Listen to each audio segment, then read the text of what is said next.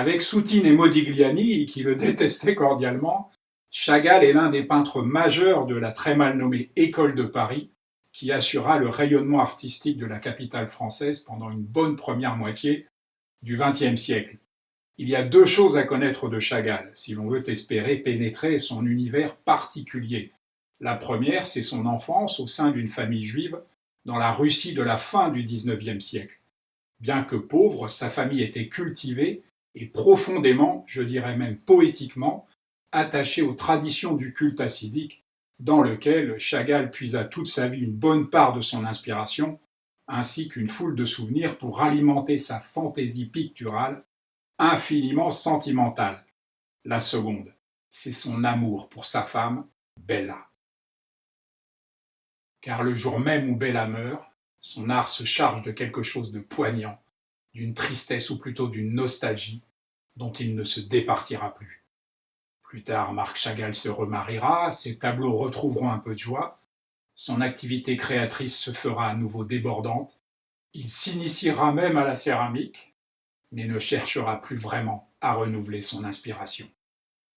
Les toiles où il chante son amour pour Bella sont les plus belles de Chagall, car ce sont celles où la charge onirique est la plus légère, portée comme sur un nuage par une myriade de couleurs éclatantes.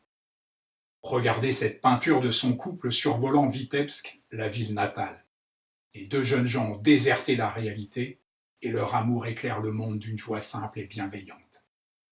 Mon cirque se joue dans le ciel, écrit alors le peintre. Il se joue dans les nuages parmi les chaises, il se joue dans la fenêtre où se reflète la lumière.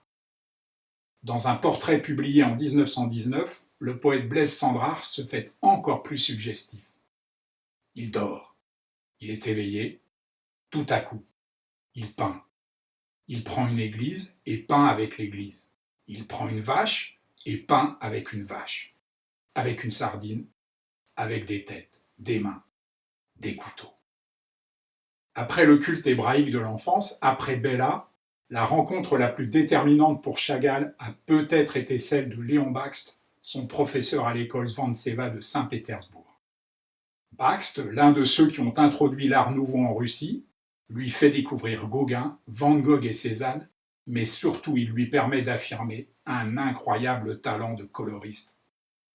Car si la singularité de Chagall est visible dès les premières œuvres, leurs tonalités assourdies sont aux antipodes de la joie des années Bella, pourtant distante d'un an seulement.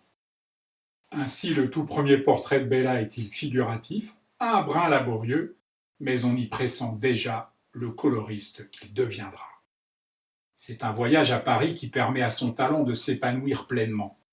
Il y découvre ce qu'il appelle la lumière-liberté. Si Chagall reste fidèle au thème de Vitebsk, il joue dans le même temps des mouvements de l'époque. Au Salon d'automne, ses tableaux sont d'ailleurs placés dans la section cubiste. La première exposition individuelle de Chagall a lieu en 1914 à Berlin. C'est un grand succès. Nul doute que le contraste entre l'univers coloré du peintre et les noirceurs de l'expressionnisme allemand y ait beaucoup contribué. Quelques semaines avant la déclaration de guerre, Chagall réussit à gagner Vitebsk. Retrouvant le monde de son enfance, il connaît une sorte de période bleue et il épouse Bella. La plus grande partie de son œuvre sera dès lors consacrée à l'exaltation du couple et du sentiment amoureux. Il règne dans ses toiles une euphorie presque gênante au regard des troubles qui agitent l'Europe, mais cette euphorie tient davantage de l'onirisme que de l'indifférence ou de la naïveté. Entrez maintenant dans le monde rêvé de Marc Chagall. Prenez la main des enfants amoureux et volez à leur suite dans cet espace sans fin, sans logique et sans pesanteur, où il n'y a plus que la légèreté et la couleur.